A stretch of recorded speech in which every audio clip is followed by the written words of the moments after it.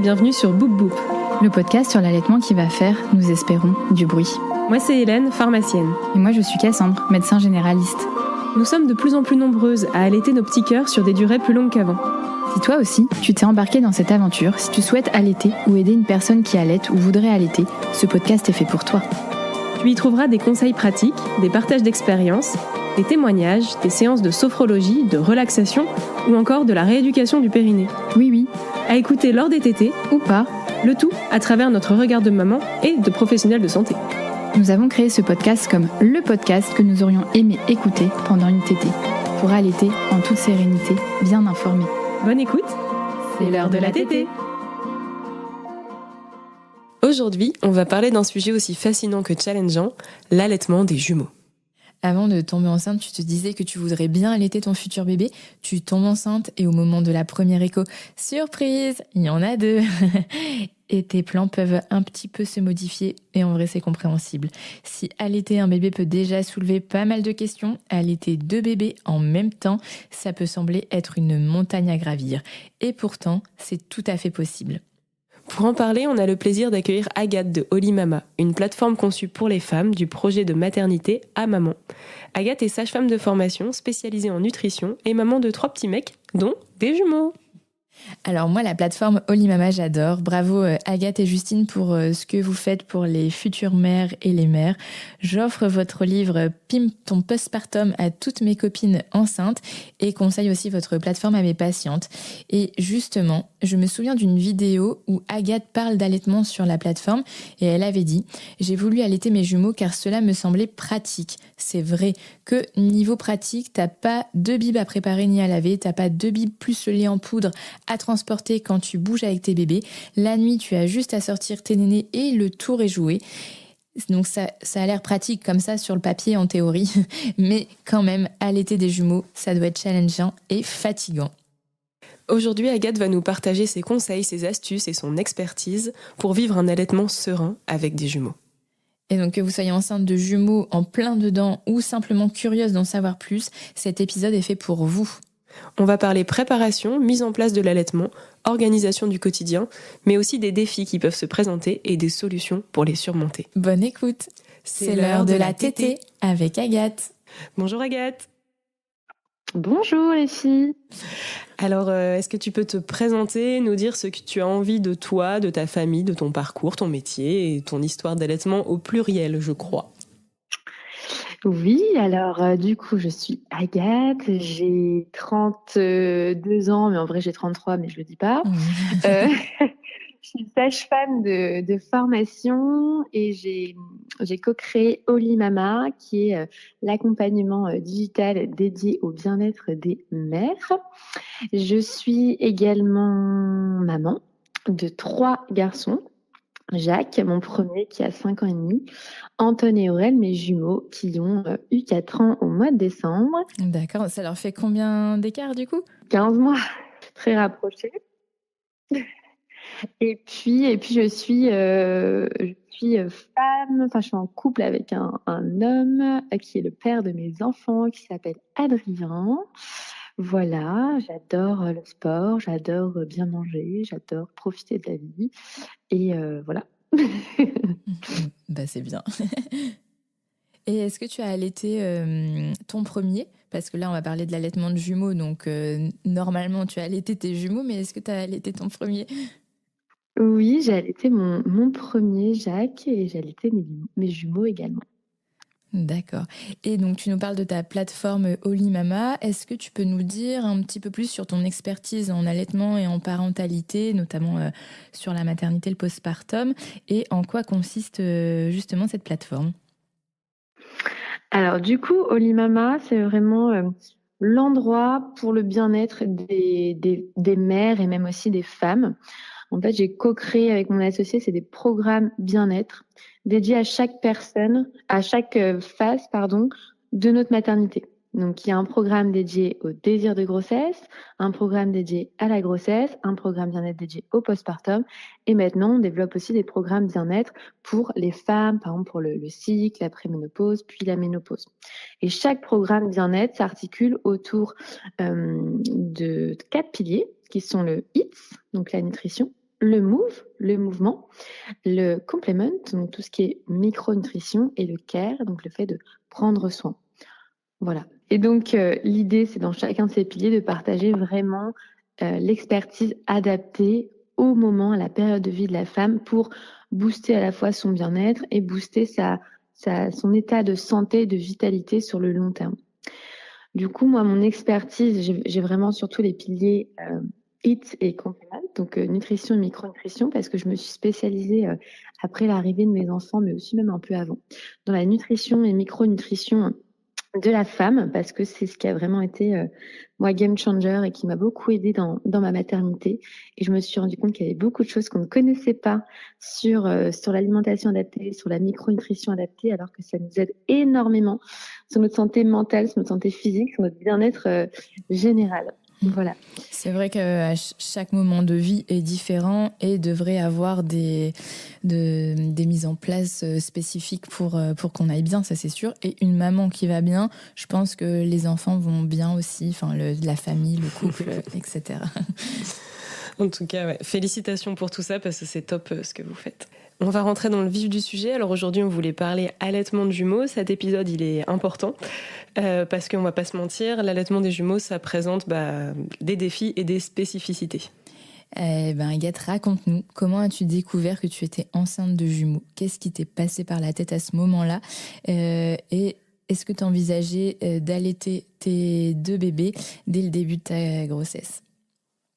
C'est marrant parce que ça va bientôt faire 5 ans que j'ai appris que j'étais enceinte de jumeaux.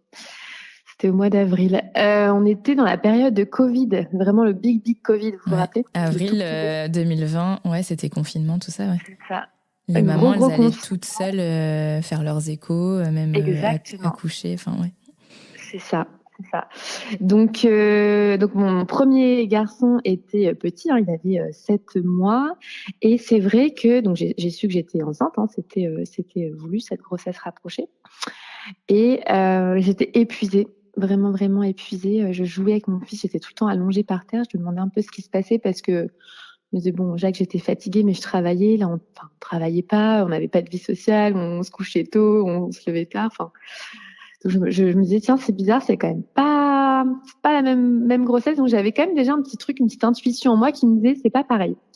Et donc la première écho, effectivement, j'y vais toute seule, donc mon mari m'attend devant avec Jacques dans la voiture, et puis donc l'échographe me dit ça va, il fait l'écho, il voit un bébé, le cœur bat, tout va bien, pas de souci, etc. Moi j'étais d'accord, mais je sais pas comment dire, c'était pas en mode super, tout va bien, le bébé va bien, c'était en mode il manque quelque chose en fait, c'est pas achevé en fait cette échographie. T'avais un pressentiment déjà d'en attendre 2. Ouais. C'est fou, alors que c'était pas un souhait, hein, mais je sais pas, c'était un peu un truc, alors c'est bizarre, j'avais vraiment le sentiment qu'il y avait un truc différent, et là il me dit juste qu'il y a qu'un bébé, donc c'est génial, mais il me manquait un truc, et puis je vois qu'il continue, et là je capte, il y a autre chose. Et là il me dit bon, il y a un deuxième bébé. Mais il y a un mode, ça va pas, quoi. Donc, moi, tout de suite, je m'inquiète. Je dis, OK, il y a bien 2 bébés, mais le deuxième bébé, ça va pas, quoi. Et je dis, oui, et donc, ça va. Oui, non, mais tout va bien. Il y en a 2. C'est juste que, voilà, après, c'est une première écho. Tu sais, on était juste à 8 semaines d'aménorrhée.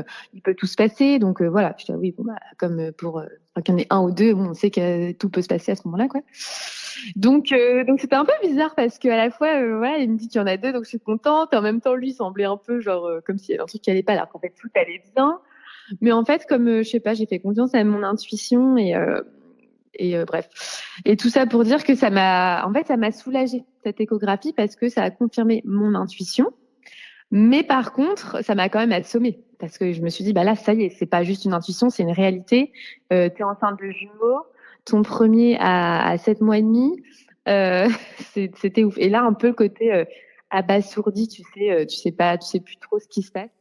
Je pense que ça peut être l'association un camion te roule dessus, c'est la même chose, je pense, je sais pas. Après, c'est sûr que tu devais être soulagée en te disant c'est vraiment bizarre, je me sens pas vraiment pas bien. Donc c'est sûr que l'annonce, tout s'explique, quoi. Ouais, c'est ça. Mais c'est pas tant rouler dessus, c'est plus assommer, quoi. Vraiment. Et mélange d'émotions. Tu sais, je tremblais, j'avais envie de pleurer et tout. J'ai pleuré d'ailleurs. Et puis après, j'arrive dans la voiture, j'arrivais même pas à parler à mon mec. Du coup, il me dit, bah, ça va? J'ai dit, oui, oui, en pleurant. Il me dit, bah, et je lui tends l'échographie parce que je ne pouvais pas parler. Et du coup, là, il lit le truc, puis je vois, il dit grossesse gémellaire, il tourne la page, et puis en fait, là, il bug, il revient en arrière, il revient sur moi, il dit, attends, grossesse gémellaire, gémellaire, il n'est pas dans le milieu médical, il dit gémellaire, gémellaire, gémellaire, ça veut dire quoi, c'est jumeau? Et là, je dis, oui, en pleurant, et puis je dis, oh, là, il se met à pleurer aussi, enfin, on était tous les deux en mode, pas content parce que c'était prévu et tout, et en même temps abasourdi de dire, waouh, des jumeaux, quoi, on n'avait jamais pensé Parce qu'il n'y a à pas ce de jumeaux dans schéma-là. votre famille, tout ça? Non. Non. Non, il n'y a pas de jumeaux dans notre famille du tout, du tout, du tout. Et j'ai jamais, j'aurais pensé à ça, tu vois. Enfin, c'est fou. Et t'avais beaucoup de nausées, de vomissements Ouais, c'est plutôt la fatigue et les émotions fois 1000 le premier trimestre. Je suis Ouais. très, très sensible. Bah, du coup, justement, qu'est-ce qui t'est passé par la tête à ce moment-là? Tu t'es dit, ça va aller ou ça va pas aller, ça va être une grosse orga, Oui. Non, ça a été difficile. En vrai, ça m'a énormément stressée parce que, en fait, mon premier, tu sais, moi, j'étais un peu la maman qui voulait tout bien faire. Tu sais, c'était un peu le début où on parlait beaucoup de Montessori, de la physiologie. Donc, tu vois, moi, j'étais un peu dingo, quoi. Pour mon premier, je voulais qu'il soit habillé que avec des trucs éthiques, les couches lavables. Je voulais lui donner le sein Ouais, je jusqu'à pense le premier, on donne tout et après. Ouais. Je voulais un accouchement physio, j'ai eu un déclenchement de 48 heures et j'ai eu une césarienne avec ventouse, que j'ai très bien vécu, hein, cela dit, parce qu'il faisait 4,650 kg. Mais du coup, je m'étais dit, bon, bah, c'est pas grave, c'est le premier. Je voulais un allaitement long. Il a duré jusque 4 mois et demi parce qu'il avait du reflux et que enfin, l'allaitement se passait bien en soi, mais c'était un bébé qui refusait de manger, en fait, que ce soit le biberon ou le sein, en fait, parce qu'il avait ce reflux-là et du coup, il captait que ça lui faisait mal. Et donc, je m'étais dit, bah, le deuxième, ça va aller. J'aurai mon accouchement physio, j'aurai mon allaitement long et tout. Et là, je me dis, mais des jumeaux, du coup, mais en fait, je pourrais pas du tout. Tu sais, un peu comme si je voulais penser des choses que j'avais pas pu avoir pour mon premier. Et là, je me disais, bah, tu pourras pas penser, en fait. Tu vas juste faire ce que tu pourras. Tu Oui, bah, pourras au pas moins, penser ce que ça te fait direct passer à autre chose de ton projet physio. Là, tu te dis, faut les sortir. Mais oui, du coup, Ouais. ça t'indiquait une césarienne directement, des jumeaux. Après une césarienne Non, non, non, quasiment pas avant, non? forcément. Non, non, non. Non, non, je pouvais accoucher voix basse pour les jumeaux. D'accord. Non, non. T'es pas obligé d'accoucher par césarienne pour des jumeaux. Mais si tu as Ni, une ni césarienne restreint. moins d'un an avant, ils te disent pas c'est C'est 6 obligatoire? mois. D'accord, C'est 6 ouais. mois, ouais. Et moi, j'étais à 7 mois et demi. Donc, j'étais pile C'est bon. dans les coups par un petit accouchement voix basse, mais que je n'ai pas eu, cela dit, mais pour d'autres raisons. Et donc, voilà, c'est vrai que c'était un peu ce côté punaise. Et en même temps, enfin, ce côté, je vais finir ma phrase, mais ce côté, bah, punaise, je voulais projeter beaucoup de choses sur ce deuxième enfant. Et en fait, il y en a deux. Et du coup, tu pourras pas. Enfin, tu feras ce que tu peux. Très vite, je me suis dit, tu feras ce que tu peux, tu te mets pas la pression. Et cela dit, sur le long terme, ça m'a beaucoup aidé d'avoir ces trois enfants très rapprochés parce que ça m'a forcé à arrêter d'être dans l'ultra perfection, l'ultra stress, etc. Et d'être juste, vas-y, lâche un peu. Et ça m'a beaucoup appris, moi, sur ma personnalité de fond, quoi. D'accord. Et donc, est-ce que tu t'es rapidement dit que tu allais les allaiter? Alors, moi, je me suis vraiment dit direct, tu te prendras pas la tête. Si c'est simple, tu le fais. Si c'est compliqué, c'est pas grave. Tu vois, j'étais vraiment en mode, là, on va passer presque en mode survie, quoi. Il faut que ce soit ce qu'il y a de plus simple pour toi. Mais j'avais adoré allaiter mon premier. Et donc, oui, j'avais à cœur de les allaiter. Puis, tu as quand même un peu le côté, bon, bah, j'ai quand même envie de leur donner ce que leur grand frère a eu, tu vois. Et donc, bah là, je vais poser la question à Hélène. Est-ce que toutes les mamans peuvent allaiter des jumeaux? Et ben, enfin, comme l'allaitement en général, en fait, donc toutes les mamans ne peuvent pas, mais la plupart des mamans le peuvent. On va dire sur la capacité physique, bah en fait c'est exactement comme l'allaitement d'un seul, c'est-à-dire que si on a une glande mammaire fonctionnelle, un bébé qui tète et des hormones en bon état, et bah ça fonctionne.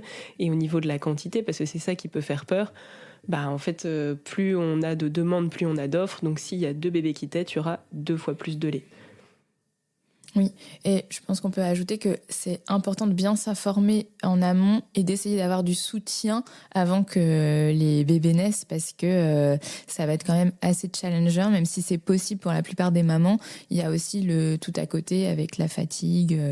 En fait, j'ai répondu sur la capacité physique, mais après, il y a évidemment tout l'émotionnel qui va autour, où en effet, en termes d'orgasme, et ça, tu vas pouvoir nous en parler, en termes d'organisation, c'est autre chose. Alors des fois, comme tu l'as dit, le fait du coup d'avoir deux bébés, de pas avoir ce bébé idéalisé, enfin, ça marche aussi quand on a un enfant qui est malade ou quoi que ce soit. En effet, c'est ce que tu as dit, on passe un peu en mode survie, on fait comme on peut et des fois on va plus loin en fait que ce qu'on aurait fait en essayant de faire tout bien comme il faut. Donc après voilà, on aura une autre maman qui va intervenir sur l'allaitement de jumeaux et moi j'ai une copine qui a allaité longtemps ses jumeaux également. Où elle m'a dit, mais en fait, moi, je me prenais la tête, moi, avec un seul bébé, parce que je voulais faire comme toi, comme tout ils disent dans les livres, Montessori, machin, l'allaitement exclusif et tout. Et en fait, elle était juste en mode survie. Donc, finalement, c'était pas plus simple. Je vais pas du tout minimiser son expérience, mais de dire, ouais, voilà, en fait, il y en avait un qui pleurait. Moi, j'étais là, moi, je pose jamais mon bébé, je l'ai tout le temps à bras. Elle dit, mais moi, en fait, j'ai pas le choix de les poser, en fait. Donc, c'est tout. Et en fait, l'organisation est différente. Et finalement, c'est pas du tout plus simple, mais c'est vraiment très différent. En fait, ça te permet d'avoir comme une raison de pas être obligé de faire tout ce qu'on dit de bien faire, en fait. C'est un peu comme, voilà, moi, c'est parce que j'ai des jumeaux, du coup, non, non, non. Et c'est ça qui aide. Enfin, maintenant, je pense qu'on se détache un peu plus de ça. Les mamans, il y a un peu un retour, un revers un peu de la médaille de tout ce qu'on a eu un peu comme forme d'injonction, même si c'était pour le bien-être de l'enfant. Mais c'est vrai que c'était ça. Je peux m'autoriser à ne pas être parfaite, quoi, entre guillemets. Même quand on n'a qu'un seul enfant, mais c'est vrai que les jumeaux, je pense qu'il faut être méga bien organisé. Et du coup, pour se préparer, donc c'est bien de se préparer à l'allaitement de jumeaux, voir quelles positions, tout ça sont possibles, comment organiser chez soi pour allaiter. Donc bien se préparer avec un pro de l'allaitement sûr, le noter dans son projet de naissance aussi qu'on veut allaiter à la maternité. Et moi, je voudrais ajouter, ça peut être intéressant, c'est de se former en amont aussi au portage de jumeaux parce que ça va être méga important de les porter en écharpe, tout ça. Déjà que tu galères avec un pour faire un nœud quand il est là avec deux, je pense qu'il faut bien maîtriser les nœuds d'écharpe avant qu'ils arrivent. Tu peux t'entraîner avec des poupées ou avec tes aînés, mais vraiment ça peut être un plus pour pouvoir anticiper l'arrivée des bébés. Je ne sais pas si tu vas ajouter des choses dans la préparation à l'allaitement de jumeaux, Agathe. En fait, moi, je ne pourrais pas rajouter grand-chose parce que je m'étais vraiment dit, vas-y, tu feras un peu au feeling. Et du coup, c'est vrai que je me suis pas préparée, en fait. Enfin, tu vois, en fait, j'étais un peu en mode, je veux pas savoir. J'ai rien lu sur les jumeaux. J'étais sur aucun forum de jumeaux. J'étais vraiment en mode, allez, ça va le faire. Enfin, tu vois, je sais pas, j'étais un peu... Je sais pas, j'ai pas voulu rentrer trop dans ce truc-là parce que j'avais peur que ça me mette trop de pression en fait. Parce que tu vois, t'as un peu deux modes, deux personnalités. T'as des femmes qui ont besoin pour être assurées de savoir beaucoup, beaucoup, beaucoup de choses. Et t'en as d'autres qui préfèrent faire un petit peu plus au feeling. Et moi, pour cette grossesse, comme j'étais assez stressée, je me suis dit, je préfère faire au feeling. Mais par contre, effectivement, avoir les bonnes ressources pour au moment où j'en ai besoin. Pas perdre du temps à chercher justement la bonne conseillère en lactation, la bonne nana formée en portage, etc. Donc maintenant, on va parler de la mise en place de l'allaitement dès la naissance des jumeaux. Parce que c'est vrai que la naissance des jumeaux, ça a des spécificités et ça peut avoir un impact sur l'allaitement.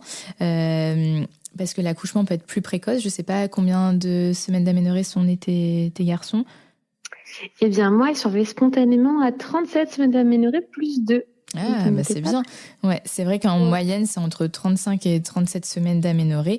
Il y a quand même un risque accru de prématurité, mais ça veut pas dire que si t'attends des jumeaux, que tes jumeaux vont être prématurés. Mais c'est vrai qu'on remarque qu'il y a quand même plus de prématurés chez les jumeaux.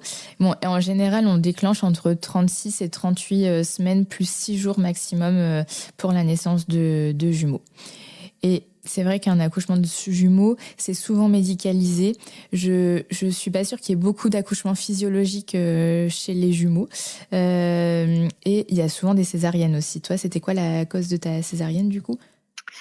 Alors moi, j'ai dû quand même faire une radiopelvimétrie, donc une mesure du bassin, parce que les jumeaux, ils peuvent naître par siège à tout moment. Enfin, en tout cas, le premier, on le sait, mais le deuxième, on ne sait jamais s'il naîtra par siège ou pas. Et donc, quand un bébé naît par siège, il faut être sûr que le bassin est assez large pour que la tête passe. Parce qu'en gros, les fesses sont plus petites, donc ça passe, et qu'il n'y ait pas la tête, entre guillemets, qui reste coincée, quoi. Et donc, quand moi, j'ai fait ma radiopelvimétrie, qui a été confrontée derrière aux mesures de différentes mesures de la taille de la tête de mes enfants, qui ont des grosses têtes, eh bien, ça ne passait pas. Donc, du coup, j'ai eu une césarienne qui a d'abord été programmée pour le 18 décembre. Et donc là, c'était un petit peu le coup dur quand même. Et puis en fait, j'ai été trop contente parce que le lendemain de ma programmation de césarienne, eh bien, j'ai rompu la poche des os. Donc, du coup, j'ai eu un travail spontané. J'ai vécu 3 heures de contraction assez intense avant d'avoir ma césarienne, du coup, qui n'était plus programmée. Donc on vient de le dire, les accouchements par césarienne pour les jumeaux, c'est plus fréquent, c'est environ 50% des cas, mais l'accouchement en voie basse, ça reste possible si les conditions sont réunies. Donc on en a parlé, c'est la position des bébés, c'est la taille du bassin si les bébés sont en siège. Il y a aussi l'expérience de l'équipe médicale, il y a certaines maternités où on va vous dire bah non, c'est césarienne forcément pour des jumeaux. Et après aussi, c'est des accouchements, enfin en tout cas qu'on va plus surveiller, c'est-à-dire que c'est pas comme un accouchement classique où il peut y avoir qu'une sage-femme, là il faut un médecin, un obstétricien, parce qu'on va surveiller en fait les risques de complications. Comme il y a 2 bébés dans un ventre, il y a potentiellement moins de place, donc il y a un risque accru d'hypotrophie, des bébés qui sont de petits poids. On a également un risque de détresse respiratoire et on en a parlé, encore une fois, les accouchements en siège, ça nécessite qu'il y ait une surveillance plus étroite. J'en sais quelque chose. Et quand il y a une césarienne en premier, Oui. s'il y a un siège, c'est une césarienne, ouais. Donc, c'est sûr que ça augmente quand même le risque de possibles complications. Et du coup, ces complications peuvent avoir un impact sur l'allaitement. Donc c'est vrai que le démarrage peut parfois être plus difficile, surtout si les bébés sont prématurés ou de petits poids. Ils peuvent avoir un réflexe de succion immature, nécessitant un accompagnement spécifique, des tétées peut-être plus fréquentes, ou l'usage d'un dispositif d'aide à l'allaitement que Hélène adore, ou voir quand ils sont prématurés, d'abord ils peuvent pas téter par eux-mêmes, donc va falloir tirer son lait. Mais vraiment, c'est possible aussi d'allaiter ces jumeaux dès la naissance et que tout se passe bien. T'en es la preuve, toi. Moi, mon mari, c'est un jumeau, tout s'est bien passé aussi. Mon père, dans les années 60, c'est un jumeau, ça s'est très bien passé aussi. Donc, et moi, j'ai pas de jumeaux. mais je me sens concernée quand même par l'épisode d'aujourd'hui. Après, en soi, là, tout ce qu'on décrit, c'est en fait plus lié à la prématurité, l'immaturité, donc qui est plus importante chez les jumeaux. C'est-à-dire, il y a plus de risques de naître prématuré quand on a une grossesse gémellaire. Mais en soi, voilà, on en reparlera plus en détail dans un épisode sur la prématurité, mais c'est pas du tout lié à la gémellité, de fait d'avoir un problème de succion ou quoi que ce soit. Alors, au début, qu'est-ce qu'on fait quand nos bébés, ils arrivent tous les deux? Du pot à pot. Ah bon? Voilà. Et c'est vrai que je pense qu'il y a beaucoup de mamans, je sais pas toi, Agathe, mais qui le disent souvent, il y a toujours un des deux qui est plus pressé que l'autre pour téter. Alors, on les met en pot à pot. Ça, on le répète, qu'il y en ait 1, 2, 3 ou 4, ou voire plus, mais ça, c'est rare. On les met en pot à pot et le plus rapidement possible dès que tout va bien, et on les laisse faire. Si il y en a un souvent qui est plus pressé et qui va ramper pour arriver au téton de sa maman. Et souvent, le fait qu'il y en ait un qui tète en premier, l'odeur du lait et le bruit de la succion déglutition va stimuler le deuxième qui va pouvoir arriver aussi, peut-être un peu plus tranquillement. Mais souvent, ça se passe comme ça. Toi, raconte-nous les premières tétées. Oui, alors c'est vrai que moi, la césarienne, ils ont été tout de suite en pot à pot. Donc d'abord Aurel, puis Anton, mais il y a eu même pas 2 secondes entre la naissance et le pot à pot. Donc ça, c'était vraiment super parce que j'étais dans une maternité hyper physio IHAB, donc qui a vraiment favorisé le pot à pot. Après, je suis quand même restée 30 minutes presque pour que la césarienne qui referme tout, quoi. Donc, du coup, pendant 30 minutes, par contre, comme t'es vraiment allongée, tu sais, je les avais en pot à pot allongés, mais il y a pas eu de mise au sein pendant Ils étaient vraiment au-dessus, tu vois, au niveau de ma clavicule. Alors que c'est vrai que mon aîné, je me rappelle qu'il y avait déjà une mise au sein au bloc. Parce qu'il avait la tête, je pense. Les jumeaux, ça n'a pas été le cas, mais j'ai pas le souvenir qu'ils cherchaient. Enfin, je me rappelle vraiment enfin, quoi que si, t'étais comme leur petite main, mais donc et puis après, très rapidement, j'ai pu être dans une petite salle à côté, dans une salle de réveil, et je les ai mis au sein. En fait, on m'a rien dit. On m'a mis là un peu, puis tout de suite, j'ai senti qu'ils avaient envie, et du coup, je me suis bien installée. Mon mari m'a aidée, et c'est vrai que ça s'est fait, mais très, très naturellement. Je me rappelle qu'ils ont pris le sein, mais vraiment d'une manière très dynamique, tu sais, mais sans aucune difficulté, alors qu'ils étaient, tu vois, moi j'ai quand même eu mon premier qui faisait 4,650 kg, donc clairement c'était clairement presque un bébé de 2 mois, et là ils faisaient 2,5 kg et 2,7 kg, donc vraiment des petites crevettes. Ils étaient pas prématurés, mais ils faisaient quand même petites crevettes, quoi. Et du coup, j'avais un peu peur par rapport à ça. J'ai dit, mais est-ce qu'ils vont réussir à bien téter et tout? Et en fait, ni une ni deux, tous les deux au sein, un à gauche, un à droite, et ça a été vraiment, enfin, j'ai beaucoup de chance par rapport à ça. Je sais que c'est pas le cas de tout le monde, mais ça a été très, très, très simple, quoi. Ouais, fluide, tant mieux.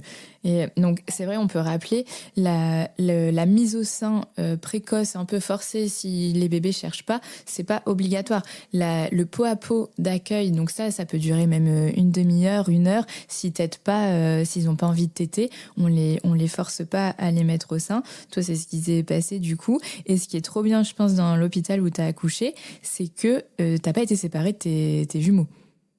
Non, pas du tout. Ça, c'est génial. Donc ça peut qu'ils allaient bien. Oui, parce qu'ils allaient bien sûr, ouais. Donc ça, c'est super chouette pour la mise en place de l'allaitement. C'est super.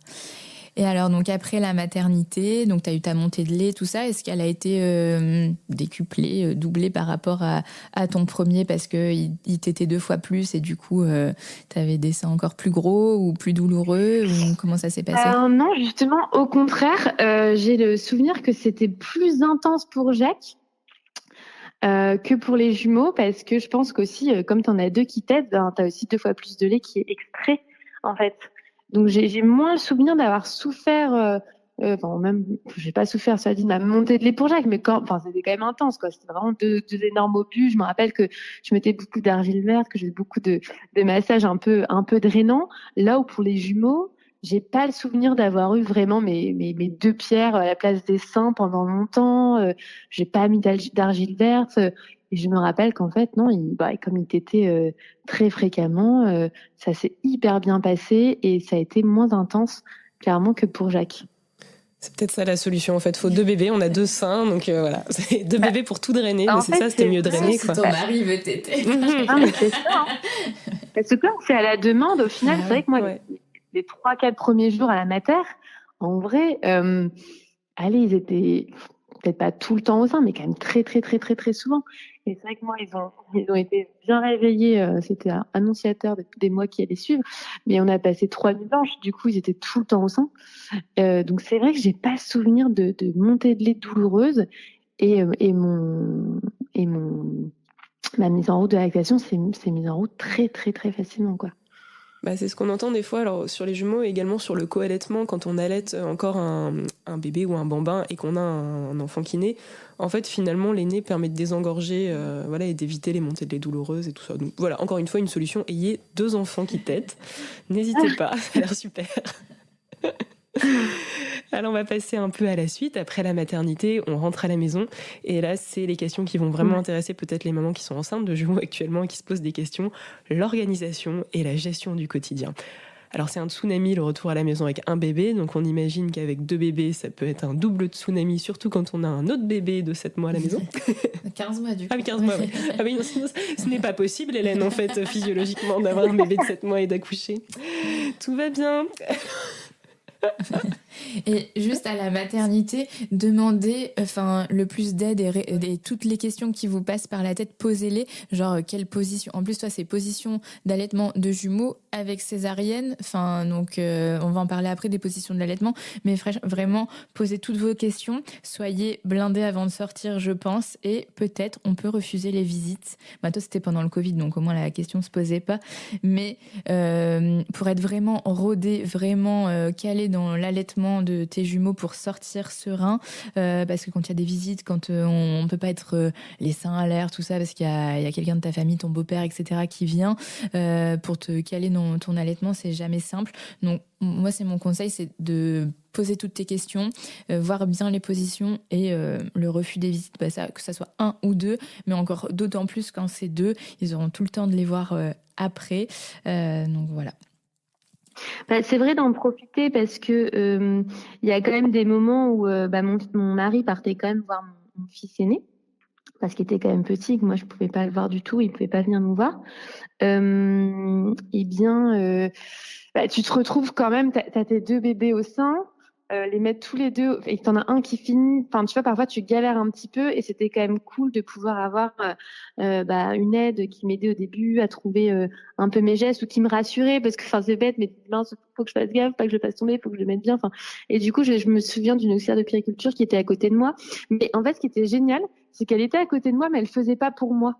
Tu sais, juste, elle me crée un climat de confiance, en fait. Je me sentais en sécurité en disant, de toute façon, il y a quelqu'un si jamais j'ai besoin. Mais elle n'était pas là à être invasif, à mettre ses mains et à faire pour moi, ce qui m'a permis, en fait, de trouver par moi-même les choses sans avoir peur. Enfin, tu vois? Et ça, je pense que c'est plus un conseil à donner aux professionnels de santé, c'est vraiment d'être là dans une posture de bienveillance, de sécurité, de rassurer en disant, mais si vous pouvez faire, de guider avec la voix, regardez là, vous pouvez mettre votre main, etc. Plus que ce que j'ai vu, moi, beaucoup dans mes études de sage-femme, direct, on prend le sein de la femme, on fout dans la bouche du bébé. Ça n'aidera pas la femme, en fait, ça, sur le long terme. Bah oui, c'est comme tout dans la relation soignant-soigné. Faut pas être paternaliste, mais faut accompagner avec bienveillance et t'as totalement raison, je suis d'accord avec toi. L'objectif, c'est l'autonomie, en fait, parce que la femme, quand elle rentre après à la maison, il y a le partenaire de vie, mais encore que pas tout le temps. Mais du coup, l'idée, c'est de la mettre en confiance et de dire, toi, tu sais faire par toi-même, en fait, et t'as pas besoin forcément de quelqu'un qui vienne. Donc ça m'a vraiment aidée, ouais. C'est clair. Puis globalement, ça se fait de moins en moins, mais ces mises au sein dont tu parles, où en effet on chope la tête du bébé et le sein de la femme, c'est contre-productif, puisqu'en plus ça annihile les réflexes du bébé de succion, et c'est plus délétère qu'autre chose. Donc c'était enseigné, je crois, il y a quelques temps, et maintenant vraiment on essaie de se démarquer de ça, et un bon accompagnement à l'allaitement, en effet, c'est accompagner la femme, mais sans faire pour elle, comme tu l'as dit. Exactement. Donc là, on passe de la maternité à chez soi. Et je pense que là, c'est une autre partie de plaisir qui s'annonce. Et d'autant plus qu'il y a plein de questions. Est-ce qu'on peut les allaiter en même temps, un après l'autre? Dans quelle position? Comment on s'installe? Comment on gère quand on est toute seule avec les deux, voire avec un aîné? Enfin, vraiment plein de questions qui sont compréhensibles. Je pense que le mot d'ordre, c'est l'organisation. L'idéal, c'est de se faire un coin, par exemple, dans le salon, avec tout le matériel nécessaire dont tu as besoin pour les tétés. Par exemple, ton coussin d'allaitement, des coussins pour te caler aussi et pour les caler si tu veux avoir les mains libres quand tu les fais téter. Une gourde, parce que l'allaitement, ça donne soif, mais allaiter 2 bébés, ça donne, je pense, autant soif, mais faut que tu boives le plus possible. Des encas, un linge, ton téléphone. Il y a plein de choses. Tu peux par exemple tout mettre sur une petite desserte ou un plateau et comme ça, tout est à disposition. Je sais pas toi, Agathe, comment tu faisais pour gérer ces moments-là? Ouais. Moi, c'est vrai que j'avais des couches et des lingettes et des bodys tu vois, j'avais ça derrière mes coussins de canapé, j'en avais dans mon lit. Un peu dans tous les endroits stratégiques, tu sais, de la maison. Je mettais des trucs pour pas galérer, effectivement, aller à gauche, à droite.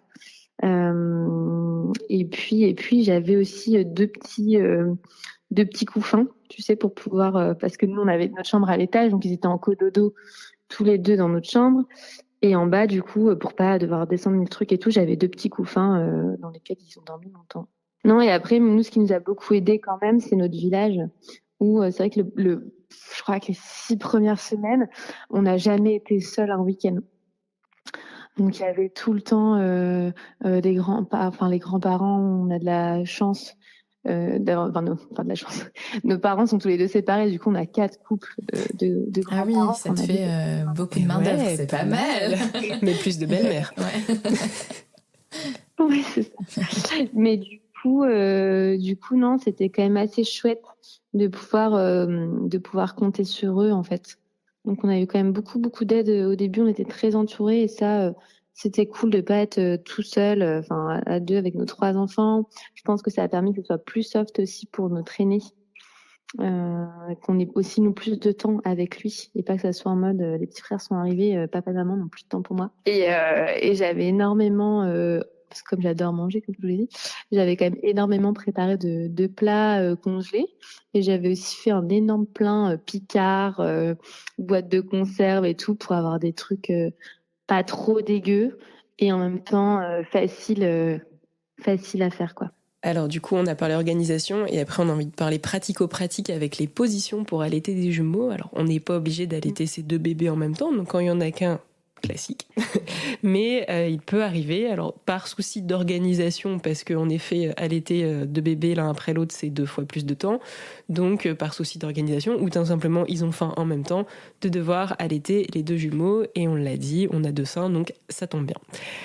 Alors en fait, bon, comme pour l'allaitement d'un seul enfant, la position pour allaiter des jumeaux, c'est celle qui va vous convenir le mieux. Faut pas que ça crée des tensions, faut pas que ça crée des douleurs. On peut peut-être souligner dans le cadre des jumeaux l'importance enfin en tout cas si vous en ressentez le besoin, mais je pense que c'est encore plus utile le coussin d'allaitement. Faut vraiment bien les caler et pas tirer sur les bras et les trapèzes en gros. Et donc alors souvent pour les jumeaux on parle de la position, donc en fait c'est les positions classiques doublées. On a le double ballon de rugby, on a aussi la double madone, on a la position en X et on a aussi, alors c'est Cassandre qui me l'a mis, je la connais pas, la sphinx. X, ils sont en X, en fait, ils sont croisés sur ton coussin d'allaitement. Et en sphinx, ils sont parallèles sur ton corps, okay. En double BN. Et moi, j'avais une copine qui a eu des jumeaux. Elle les a allaités 2 ans et demi. Et ses jumeaux, sa position préférée, c'était la louve. Je pense aussi parce qu'elle est prof de yoga, tout ça, elle aimait bien faire des étirements pour relâcher les tensions. Mais à louve, en fait, t'es à 4 pattes et au moins, il n'y a pas la... On met les bébés au sol ou sur le lit. Et on vient se mettre par-dessus comme une louve. Bon, dans la rue, peu pratique. Mais à la maison... rue, dans les bars, au resto, c'est pas... Ouais, voilà. Je n'allaite qu'en louve. Et toi, Agathe, t'as allaité dans quelle position tes jumeaux? Alors, moi, j'ai beaucoup allaité en double ballon de rugby. Ça, je m'en rappelle bien. Le sphinx, du coup, je savais pas que ça s'appelait comme ça, mais pas mal aussi. Par contre, double madone, non, ça, j'ai pas fait. C'était vraiment, en fait, chacun de son côté. D'accord.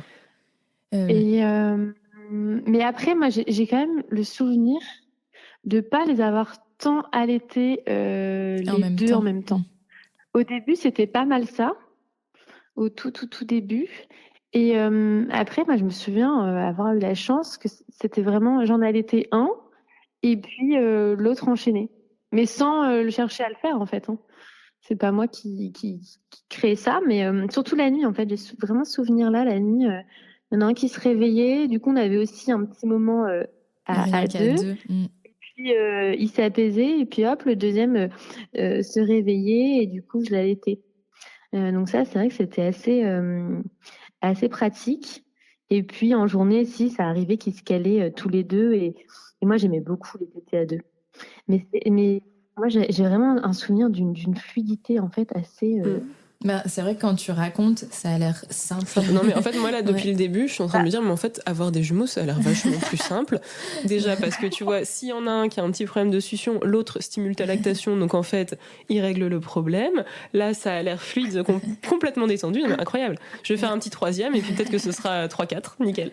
Quelques semaines, je pense qu'autour de 1 mois et demi, on a quand même commencé à faire chambre à part où on avait chacun un bébé. Mon mari en avait un, moi j'en avais un. Et du coup, je tirais mon lait. Ah oui, 1 nuit sur 2, comme ça c'est ton mari qui donnait à l'un, ouais. Ouais, en fait, je donnais une tétée aux 2 jusqu'à 23 heures. Puis en gros, mon mari prenait un des bébés et puis il allait dans une autre chambre. Et je lui donnais 1 ou 2 biberons de lait que j'avais tiré. Après, c'est vrai que moi, j'avais quand même pas mal de lait.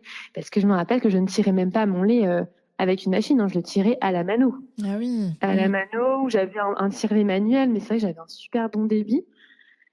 Et donc, il donnait le biberon de lait maternel au bébé qui était dans la chambre avec lui. Et on a alterné en fait pour que chaque bébé ait une nuit avec moi, une nuit avec papa, et qu'il n'y en ait pas un seul qui ait le biberon sur les deux en fait. Ouais, et du coup, comme ça, toi, tu dormais peut-être un peu plus. Oui, on dormait un peu plus, ouais. Entre guillemets. On a un peu tout fait en fait. Puis ça dépendait aussi du rythme de travail de mon mari, mais c'est vrai que je me rappelle quand même de ça. Et il y a eu un moment aussi, mon premier a été, un des jumeaux a été hospitalisé. Il avait un mois. En fait, c'est à partir de ce moment-là, on a commencé à faire un allaitement mixte avec uniquement du lait maternel. Parce que on a été hospitalisés, Antoine et moi, 36 heures, 24 heures, je pense, pour une petite opération. Et où, du coup, mon mari, on aurait pu en rester à 4, mais c'était éprouvant. Donc, du coup, là, j'avais tiré mon lait et mon autre fils a commencé le biberon de lait maternel comme ça. Et après, c'est resté un peu cette routine-là, en fait, les nuits. Oui, ça me paraît une bonne idée quand même. Ouais. Donc, quand on parle d'allaiter des jumeaux, l'idéal quand même en termes de praticité et de gain de temps, entre guillemets, c'est d'allaiter en simultané, si ça te convient et si ça leur convient, mais pas dit qu'ils soient éveillés en même temps, donc comme tes jumeaux Agathe, ou qu'ils aient faim en même temps, mais le fait de les avoir tous les deux dans la même pièce, quand l'un entend l'autre, ça peut le stimuler. Donc toi, c'est un peu ce qui se passait, je pense, c'est que un entendait son frère téter, donc ça le stimulait, ça le réveillait après la fin de la tétée du premier. Ça doit être ça, ouais. Et du coup, alors on dit un bébé ça pleure et avec 2 bébés ça pleure 2 fois plus, donc on peut imaginer que ça peut être plus difficile pour la maman. Toi, comment est-ce que tu gérais la fatigue, Agathe ? Ouais, le relais, le village, en fait, les 6 premières semaines, et après, comme tout le monde, les gens doivent reprendre aussi leur vie. Et moi, ça a été très très dur. Ça a été très très dur, la reprise, le retour au boulot. En fait, c'est un peu arrivé en même temps. Mon mari a pris le boulot en même temps que le village. C'est un peu estompé, forcément. Et après, on a eu la chance d'avoir heureusement une nounou de nuit qui faisait 2 nuits par semaine pour souffler un petit peu. Et qui prenait souvent un bébé au début, puis après les 2. Et après, non, ça a été dur. Honnêtement, ça a été quand même éprouvant parce que les nuits étaient quand même très, très compliquées. Et là, pour le coup, autant ils pouvaient avoir les mêmes rythmes de tétée au début, mais autant sur le long terme, ils n'avaient pas du tout les mêmes rythmes de réveil. Et donc, du coup, c'était quand même assez, assez intense. Ouais, non, ça c'était quand même intense. Et je gérais comme je pouvais en fait, mais ça a été quand même très très très costaud au niveau fatigue et moi j'ai quand même fait une dépression du postpartum à 4 mois et demi, 5 mois. Où là c'est devenu vraiment très très très éprouvant, ouais. Donc on peut peut-être donner le conseil. Alors déjà, le coparent, il prend son congé max, il fait ce qu'il peut déjà. Ouais, donc les 28 jours voilà, plus. Ces congés qui lui restent, tout ce qui... Et après, vraiment peut-être, du coup là c'est plus pour, on a parlé du village, c'est vrai que peut-être pas limiter l'aide aux premières semaines, parce que c'est vrai, on va venir aider, voir le bébé, on y pense à la sortie de la mater, puis après on n'y pense plus. Faut peut-être essayer de transmettre ce message, de dire qu'à la reprise du travail du coparent, on continue de proposer son aide, du relais. Alors, t'en as parlé, hein, c'est des puéricultrices de nuit ou des nounous de nuit là, qui peuvent faire ça. Enfin, pareil, j'avais une autre copine qui avait des jumeaux qui avait fait appel à ce genre de service. Et c'est vrai qu'elle dit ça, c'est vraiment salutaire.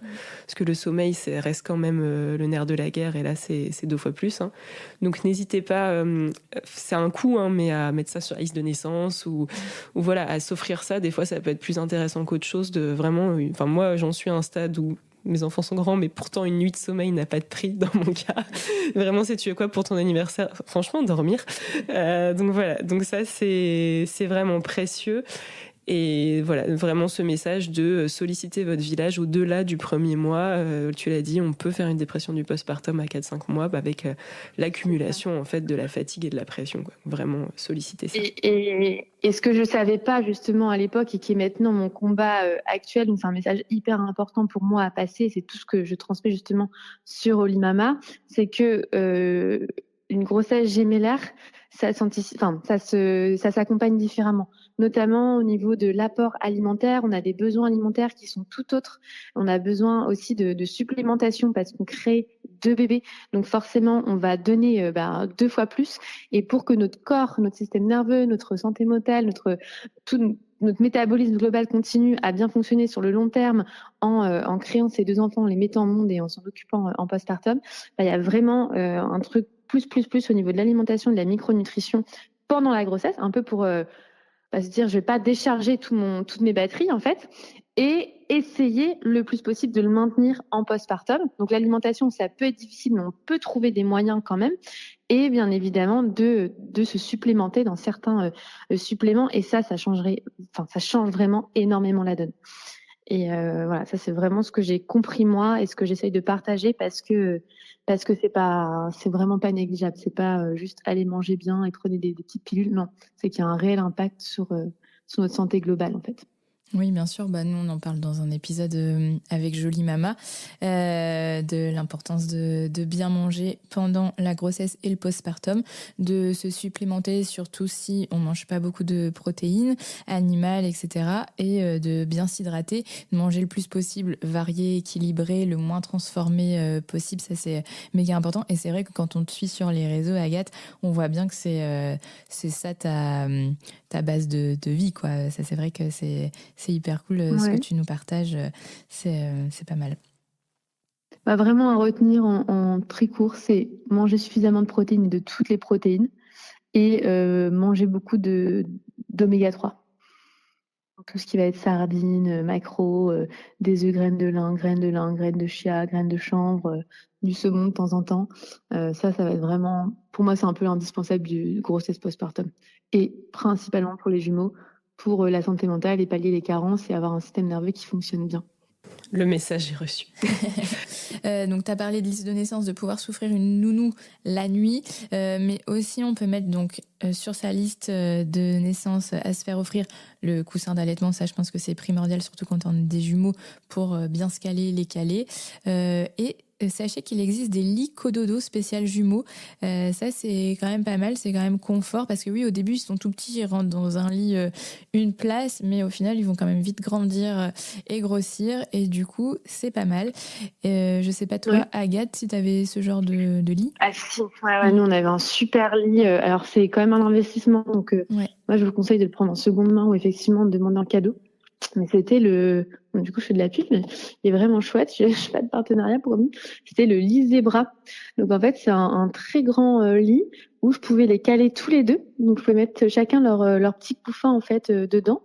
Enfin pas le couffin, c'était un petit truc. Ils avaient chacun leur petit matelas dans le même lit en fait. Et ils pouvaient être collés à moi, donc tu avais un barreau que tu peux enlever. Et puis derrière, c'est devenu, quand ils étaient un petit peu plus grands, le lit à barreaux juste d'un des jumeaux. Et sur le long terme, après, il est même devenu le lit actuel.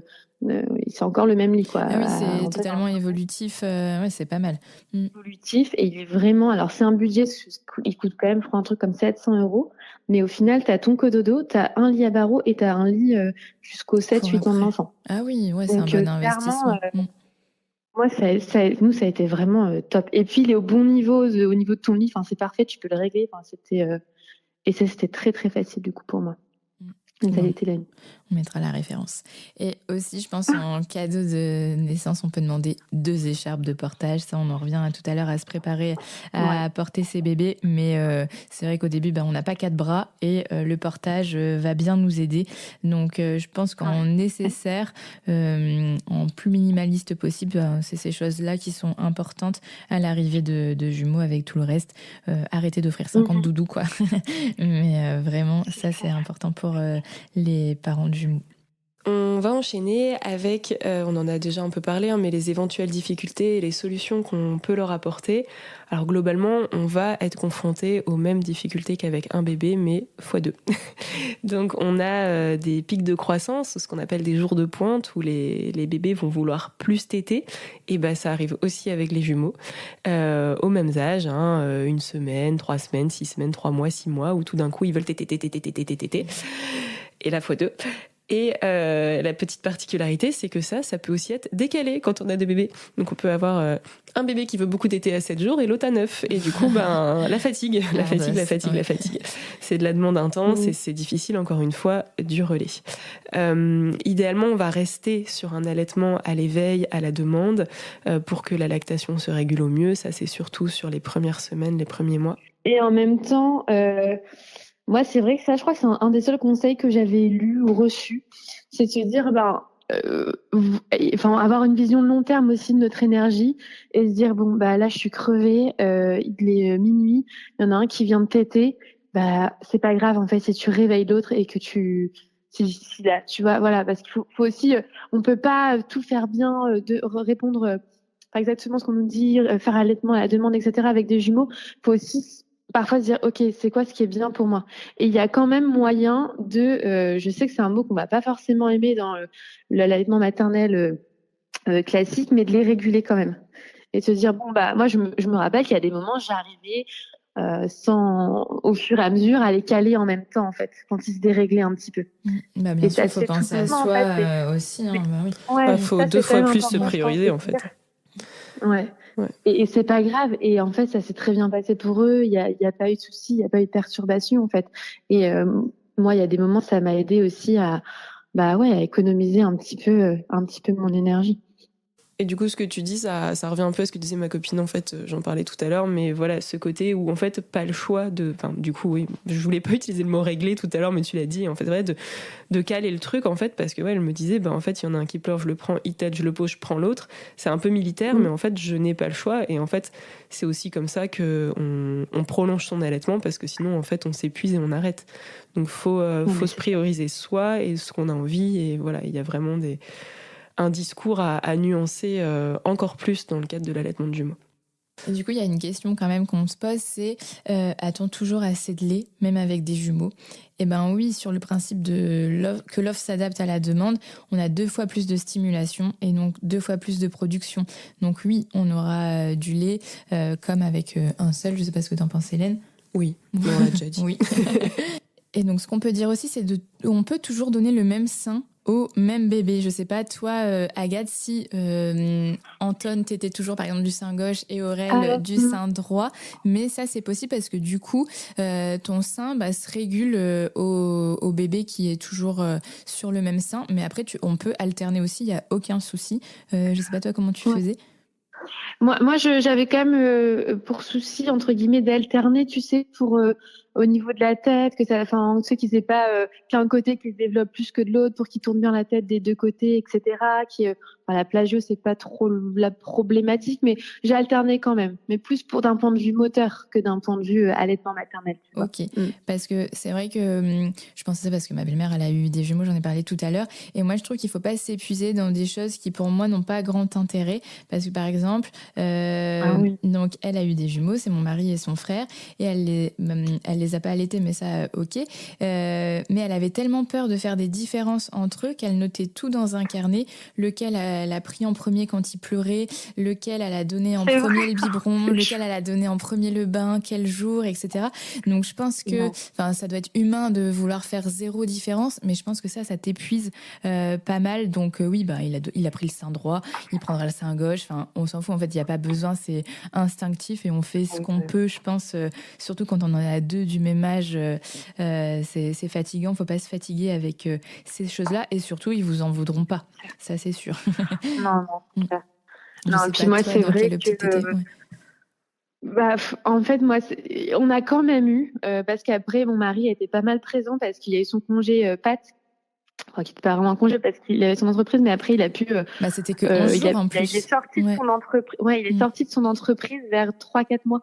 D'accord. Et donc, du coup, c'est le moment où moi, ça n'allait pas. Donc, ça m'a beaucoup aidé. Et c'est vrai. Hein, c'est pas forcément évident à avouer, mais on a un peu eu chacun de l'autre quand même. D'accord, ouais. Et maintenant, donc, est-ce qu'ils ont une préférence pour l'un ou pour l'autre Eh ben oui. D'accord. Et moi, j'ai quand même une période où un de mes fils, donc celui qui est plus proche qui était plus proche de son papa, en fait, c'est simple, ça a commencé quand un de mes fils a été opéré. Tu sais, je te disais, un des jumeaux, donc l'autre restait avec son papa, et après, ça s'est un peu créé comme ça. Et c'est vrai que moi, j'ai quand même une période où, justement, un des jumeaux parfois me refusait. C'était que son père, que son Même père, que son père. téter, du Donc, coup. c'est sûr. Non, pas pour téter, non, parce que ça, ils étaient encore petits. Mais ça a été quand même difficile, en vrai. Mais voilà, après, parce que je sais que c'est aussi une problématique dont on n'ose pas trop parler parfois quand des enfants refusent leur mère, parce qu'on se dit, mince, c'est pas normal, ça va être l'inverse. Mais ça arrive, et puis ça s'est régulé sur le long terme. Et là, il y a quand même beaucoup. Il adulte son papa, mais on a retrouvé notre relation quand même. Bon, mais oui, c'est vrai que je pense que c'est humain de se dire je vais faire zéro différence avec mes enfants, mais en fait on fait ce qu'on peut et Mais en fait, on peut pas. Ouais, voilà, ouais, et on peut pas se donner à 100% pour les deux au même moment tout le temps. C'est fatigant. Surtout, avec les jumeaux, à la limite, on peut réussir plus ou moins à faire pareil, encore que.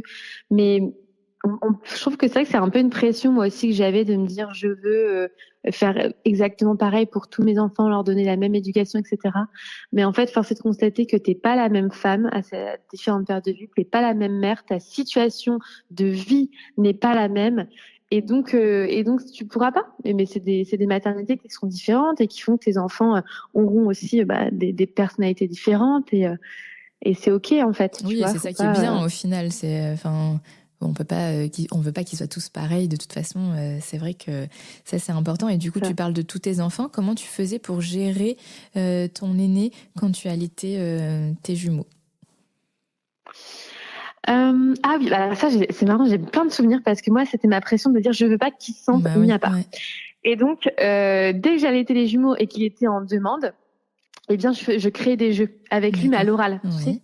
en me disant ah ok trop bien, tu sais il avait la petite cuisine là, j'ai dit ah ok bah tu peux faire un gâteau à maman, ah maman elle veut une tomate, oh merci miam miam miam, enfin tu vois, ou ah bah tiens ton petit frère tu peux lui donner ça, enfin je l'ai beaucoup intégré et je faisais beaucoup de jeux orales Mhm. quand j'avais pas les mains libres en fait, Ouais, c'est et ce qui un fait que super conseil. j'ai eu un peu cette envie de jamais lui dire attends je peux pas, Ouais. tu vois. Mhm. Ah non, je peux pas parce que il y a tes petits frères ou ceci, cela. Et donc, parce que je voulais aussi pour leur relation à eux trois, parce que je voulais Mhm. pas qu'ils se disent, ah bah, à cause de mes petits frères, ma maman n'est plus disponible. Et donc, du coup, j'arrivais tout le temps à ruser, entre guillemets, comme ça, avec des jeux. Et après, la plupart du temps, je priorisais aussi mon aîné quand ils étaient pas au sein. Si mon aîné, ce qui était encore tout petit quand même, si mon aîné avait un besoin et que j'avais un des bébés à bras, Mhm. je posais le bébé et je m'occupais de mon aîné. Parce que Ouais. je me suis dit, en fait, les bébés, eux, ils s'en rendent pas compte Mhm. encore à cet Ouais, bien âge-là. sûr. Et je leur donne de toute façon énormément. Alors que là, mon aîné s'en rend compte, il est en demande, donc je réponds à sa demande. Mm. Moi, j'avais entendu une Ça a été ma pédopsychiatre qui façon. disait, eh bien, quand le grand est en demande et par exemple le bébé dort, tu peux lui dire, attends, je pose ton petit frère ou ta petite sœur pour m'occuper de toi et comme ça les valorise et ça, enfin, ils se Ouais. sentent pas lésés ni à l'écart et Ouais. c'est vrai que je pense que c'est un des meilleurs conseils, c'est de ne pas le mettre à l'écart, de l'intégrer dans l'allaitement des petits, de faire des jeux, de lui dire ah bah Mais tu oui. peux me ramener mon petit verre d'eau, enfin sans qu'il renverse tout ça, mais ça dépend de l'âge aussi qu'il a, mais Ouais, enfin ouais. ouais de les intégrer et aussi de le responsabiliser dans un petit peu l'allaitement et ça eux ils aiment bien en fait hein, et... C'est ça. Mm, Et dans ces gestes, pareil, je l'ai jamais limité, tu sais, parce que mm. très souvent, on va dire, ah non, attention, tu vas faire mal à ton Oui, frère. Non, mais attention, non, non. Et en fait, du coup, eux, ça les ça les stresse, en fait, crispe et déjà. les stress, ouais, bien Et sûr. du coup, j'accompagnais toujours ses Mm, mouvements, tu sais, je le laissais toujours aller, et puis je retenais sa main tout doucement en disant, bah mm. oui, tu vois, tu fais une petite caresse, mais ça a été vraiment hyper important pour moi, et je ne sais pas, mais c'est vrai que sur le long terme, bon, ils se bagarrent, hein, bien Oui, évidemment, bah mais ça oui. j'ai jamais entendu mon fils dire, j'aime pas mes petits frères, ou je voudrais pas qu'ils soient là, ou enfin, tu vois, ça a toujours été assez fluide sur ce point de vue-là, quoi. D'accord, ouais. Bah franchement, c'est très bien. J'ai l'impression que tu as trop bien géré l'arrivée de tes jumeaux, l'allaitement. Après, tu Mm. t'étais quand même informée, t'es sage-femme de base, mais on peut dire au moment de quand même bien se documenter, d'avoir les bonnes ressources pour pouvoir y arriver et que ce soit fluide comme toi. Donc, toi, donc t'as allaité jusqu'à 7 mois tes jumeaux en exclusif, c'est ça? Et après, Non, jusque 4 mois. d'accord, jusqu'à 4 mois. Ok. Jusque 4 mois en... Attends, je pense que le lait maternel, je l'ai intégré autour de 2 mois et demi, 3 mois. Le Le lait en lait, poudre, ouais. 2 mois et demi, 3 mois. Euh, Ouais, à peu près. Et t'as allaité toujours quand même. Oui, Ouais. j'allaitais. En Mm. fait, j'ai fait. jusque 2 mois et demi allaitement maternel exclusif, avec parfois un biberon la nuit. À partir de 2 mois et demi, il y a eu quand même un peu de lait en poudre, je crois, de mémoire. Et après, ça s'est tari un peu jusqu'aux 4 mois, tu vois, j'ai diminué tout doucement. Et là, c'est aussi un message important pour moi parce que, en fait, on n'en parle pas assez non plus. On parle beaucoup, comme on disait au début, les premières semaines, on est très accompagné, etc. Mais pour moi, le plus dur, c'est vraiment le 3 mois et demi, 4 mois, où là, t'as un peu, le retour tu vois, t'as moins d'ocytocine, t'as moins ton adrénaline, etc. T'as vraiment l'énorme contre-coup, de tes grossesses, des nuits sans sommeil, etc. Et là, moi, mes 3 enfants, mais mes 2 postpartum, c'est là où moi je tombe malade. Et c'est très souvent le cas. Tu as beaucoup de femmes à 3 mois et demi, 4 mois qui chopent une gastro, une grippe carabinée. Moi, j'ai eu un pityriasis rosé de Guibert parce que j'étais méga fatiguée. Ouais, c'était aux 3 mois de ma fille. Mais pareil. tu vois Voilà, et ça, c'est un enjeu en fait hyper important. Et pourtant, 3 mois et demi, 4 mois, les gens ils disent c'est bon. Ça roule. Tout roule. C'est aussi là que tu as moins d'aide aussi. Les gens, ils viennent moins te voir, ils viennent moins t'aider, ils viennent moins t'apporter des petits plats. Ouais, t'as moins d'aide. Et puis, je reviens aussi à mon truc par rapport aux carences nutritionnelles ou micro-nutritionnelles. Il faut à peu près 6 mois pour qu'une carence se manifeste. Et donc, en fait, quand tu as été carencée tranquillement là, pendant ta grossesse et que tu te carences énormément en postpartum parce que tu prends pas le temps de bien manger, tu prends pas le temps de prendre tes compléments, tu donnes tes petites gouttes de vitamine D, la vitamine K à tes enfants, mais toi tu t'oublies tes petits compléments, tu bouffes ce que tu peux bouffer, tu dors mal, forcément, pam, t'as le revers de la médaille. Ton métabolisme ne peut plus fonctionner correctement, ton système immunitaire du coup est flingué et tu tombes malade. Et moi c'est ce qui s'est passé et ça a eu un impact forcément sur la lactation, que je n'ai pas eu le courage de relancer, parce que quand on a une baisse de lactation, on peut la relancer. Et moi, j'étais tellement épuisée à cause d'une mauvaise prise en charge, encore une fois, focus nutrition, micronutrition, que j'ai dit, vas-y, je me rappelle, mon mari dit, mais attends, tu voudrais pas continuer, c'est simple et tout, ça se passe bien. Et j'étais là, je peux plus. Et là, je t'avoue que c'est un regret. C'est un regret parce que au final, je les ai mis au bib et ça a été beaucoup plus chiant. En fait. Oui, c'est sûr que quand bien sûr, quand tu sors, c'est plus une expédition parce que tu as 2 biberons, mais c'est possible aussi. Mais c'est vrai que moi, je me souviens de toi, je l'ai dit dans l'intro, donc je sais pas si on va le redire, mais je me souviens d'une vidéo de toi, je regardais toutes tes vidéos, je me souviens que tu avais dit, j'ai allaité les jumeaux parce que c'était pratique, et c'est vrai que c'est pratique d'allaiter, t'as rien d'autre que toi en besoin pour tes enfants, c'est quand même... T'as tellement de trucs à emmener quand t'as des jumeaux, t'as l'énorme poussette, le truc, le machin, les 3 fois plus de couches, etc. Que franchement, moi, c'est un regret et ça n'a pas du tout aidé à aller mieux d'arrêter l'allaitement maternel. Mais en même temps, j'étais tellement... Oui, pas le choix. Hein. La fin justifie les moyens. Oui, bien sûr, faut penser à soi aussi. C'est évident. Mais c'est pour ça que la prévention, encore plus pour les grossesses classiques, mais encore plus pour des grossesses gémellaires, sur l'impact de l'alimentation, c'est hyper important. S'il y a bien quelque chose à retenir de cet épisode, je pense que c'est ça. Et donc là, on fait. C'est bien que tu parles de sevrage, parce qu'on va parler du sevrage de jumeaux. Donc, est-ce qu'on fait un sevrage naturel ou un sevrage guidé? Quelles options sont pour les jumeaux? Si un seul veut se sevrer, mais pas l'autre, ça, c'est vrai que c'est une question qu'on peut se poser. C'est vrai que le sevrage de jumeaux peut suivre différentes trajectoires selon les besoins de chacun et de la maman. C'est comme pour un bébé unique, donc il peut être naturel, progressif selon le rythme de l'enfant ou guidé, initié par la maman pour diverses raisons. Donc toi, tu as été malade et du coup, tu as une baisse de lactation, donc ça s'est passé quand même un peu brutalement, je pense, mais sans le vouloir. Et au final, comme ça, tu as réussi à les sevrer tous les deux, c'est ça? Ouais, après, ça n'a pas été brutal en soi parce que... tu vois, je suis passée de un biberon à 2-3 jours plus tard 2 biberons. Bon, ça va, t'avais encore assez de lait pour pouvoir faire ça. Tu vois, j'ai jamais eu d'engorgement. J'ai jamais eu de mastite. Jamais. Donc, non, ça s'est fait vraiment fluide. Mais encore une fois, mes allaitements maternels, ils ont vraiment été instinctifs. Pas de prise de tête, de savoir la stratégie. Ok, donc là, j'enlève le biberon de 11 heures. Là, j'enlève.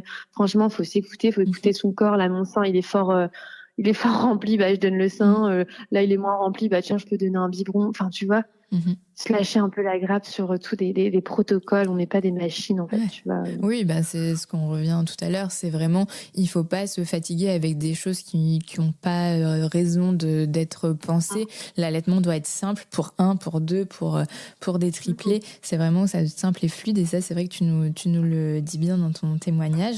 Et moi, je veux revenir sur le sevrage des jumeaux. Donc, c'est vraiment possible que l'un veuille arrêter et l'autre non.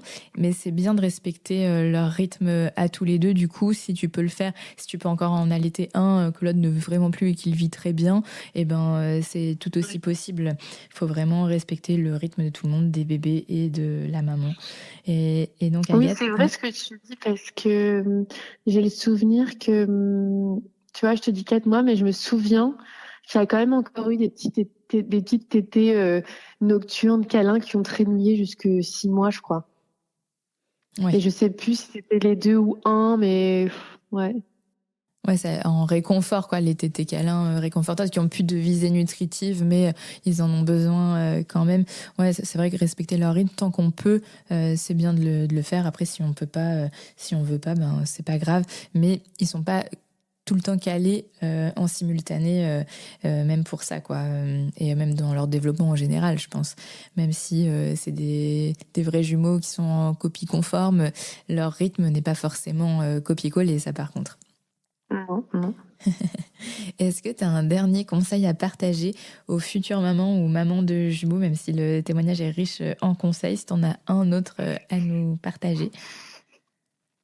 Bah, vraiment, mon conseil cœur du moment, c'est vraiment ne négligez pas l'impact de la nutrition, de la micronutrition sur votre bien-être, sur votre allaitement long terme, sur votre santé long terme, mentale, physique. Ça, c'est vraiment le conseil. Et le deuxième, c'est instinctif, quoi. Ne pas se mettre de pression, s'écouter, faire comme on peut et surtout ne pas culpabiliser. Eh bien, un immense merci à toi, Agathe, pour tous ces conseils précieux et ton partage d'expérience. J'adorais discuter avec toi. Et avant de se quitter, est-ce que tu peux nous rappeler où on peut te retrouver, toi et ta partenaire Olimama? Mon acolyte. Oui, alors vous pouvez nous retrouver donc sur les réseaux sociaux. On partage beaucoup de contenu gratuit. Donc agathe.olimama, H-O-L-I-M-A-M-A, ou justine.olimama, H-O-L-I-M-A-M-A. Donc moi, c'est vraiment nutrition, micronutrition, et Justine, c'est tout ce qui est autour du mouvement. Et vous pouvez nous retrouver aussi sur Olimama, donc nos programmes wellness, notamment avec toutes les informations nutrition, micronutrition et mouvement adapté à chaque étape de la vie de femme. Ça, c'est sur Oli, HOLI-mama.fr. Et notre livre Pimp ton postpartum, donc c'est l'accompagnement autour de nos 4 piliers de 0 à 4 mois. Et où je parle aussi pas mal, il y a une petite rubrique jumeaux, il y a une petite rubrique spéciale coparents. Il est assez fluide, assez pratique en fait. C'est un guide pratique dont on est très fiers également. Je confirme, il est pratique, je l'avais lu. Mais ben, très bien, merci beaucoup Agathe. On arrive à la fin de cet épisode sur l'allaitement des jumeaux et j'espère qu'il vous aura apporté des clés pour aborder cette belle aventure avec plus de confiance et de sérénité. Comme on l'a vu avec Agathe, allaiter des jumeaux, c'est tout à fait possible avec une bonne préparation, l'organisation, du soutien et surtout beaucoup de bienveillance envers soi-même. On retient de cet épisode que vous en allaitiez 1, 2 ou 3 ou 4 ou plus.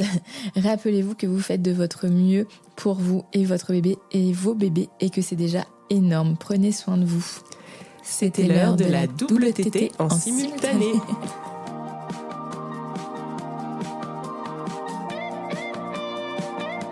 N'hésite pas à noter ou commenter notre podcast et à le partager pour que Bouboub soit écouté par des mamans qui allaitent ou futures mamans qui souhaitent allaiter. Pour pouvoir allaiter en toute sérénité, bien informée. C'était l'heure de la tétée.